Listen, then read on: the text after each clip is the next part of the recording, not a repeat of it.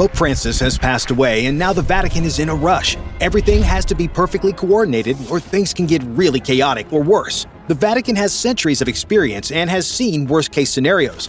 That's why it has precise protocols in place, verifying the Pope's passing, moving him to St. Peter's, organizing the conclave down to the day and hour. Time is of the essence. The first order of business before anything else is to confirm the Pope is actually dead. Vatican officials used to do this confirmation used to be in the room he died in, but it now takes place in his private chapel. There, Cardinal Camerlengo, the prelate in charge of the Holy See's property and revenue, takes the command of the Vatican between now and the election of a new pope. He will conduct what is known as the Silver Hammer Protocol. In the past, this meant tapping the deceased pontiff's head with a small silver hammer and calling out his baptismal name 3 times. The idea was quite simple. If you don't wake up when someone's hitting you on the head with a hammer, you're probably dead. The silver hammer was used at least until the early 20th century, with Leo XIII's death in 1903. It may have stayed in place as late as John XXIII's death 60 years later. But you might be relieved to know it hasn't been used on Pope Francis. The Camerlengo, currently Kevin Cardinal Farrell, still called out, "George, are you dead?" 3 times. George was obviously not answering, and so Cardinal Farrell responded, "I declare that His Holiness Pope Francis is truly dead." Just to make sure, the Camerlengo might continue with an instrument, not a hammer, but an electrocardiogram. That was how John Paul II's death was scientifically confirmed in 2005. With his death confirmed, Pope Francis's body was placed in an open coffin right away. Although this is a recent change, are you old enough to remember John Paul II's funeral? You would have seen his body. It was placed in an elevated bier called a canaletto, or deathbed. Pope Benedict XVI was placed on one too, but Pope Francis changed that idea in November of 2024. More on that soon. For now, the Camerlengo and his men immediately sealed the Apostolic Palace and began to take care of the Pope's property to secure it from theft. This tradition dates back to older times, when there was a much higher risk of someone stealing the deceased Pope's property than there is now. However, some items are purposefully destroyed to preserve the integrity of the Pope's office. The fisherman's ring would have been the first thing to go. As you can see, this was what it looked like before. Francis had a unique ring, as all popes did before him, and it was used to seal official documents. It might not seem like much now, but in old times, official seals were vital to confer authenticity on documents, and the tradition continues in the Vatican. Cardinal Farrell had Francis's ring destroyed to prevent forgeries. Until recently, the destruction came from the same silver hammer that used to tap dead popes on the head. Things might have changed now, though. When Benedict XVI abdicated in 2013, his ring wasn't smashed in, but cut up, conveniently in the pattern of a cross.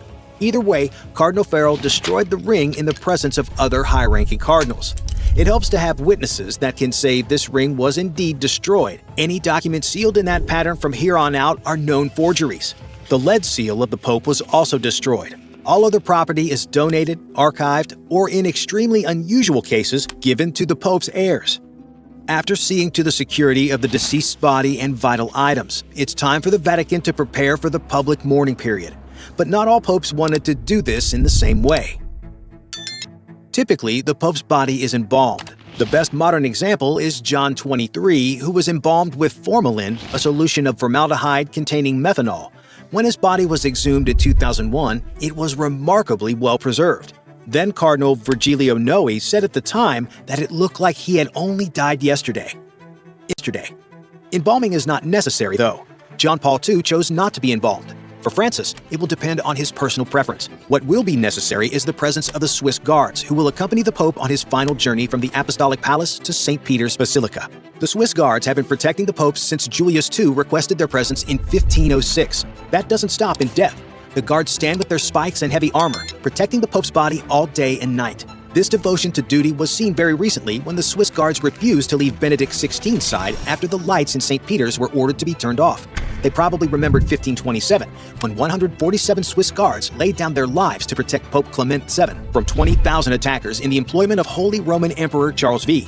You can bet that they'll stay by Francis's side during these days too. But where exactly will he be? Until very recently, there were 3 different coffins used, ones of cypress, lead, and oak. But the famously modest Francis thought this was too extravagant, so his body was placed in a simple wooden coffin lined with zinc and will be displayed to the public in St. Peter's for 3 days. On day 4, the Pope will take his last journey to his burial place.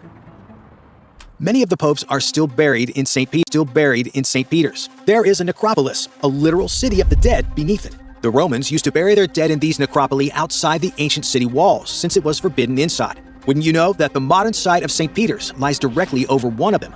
Most popes are buried in the Vatican's crypt, but Francis won't be. This is the Basilica of St. Mary Major. In December 2023, Francis announced that he had chosen it as his final resting place.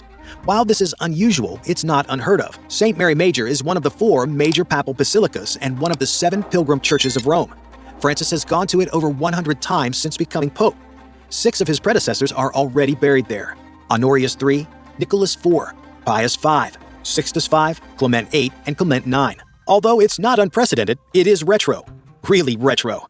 Clement IX was buried here in 1669, and no pope has followed him since, until now. Although the details are naturally kept secret, the pope, even in death, will have more than the Swiss guards to protect him.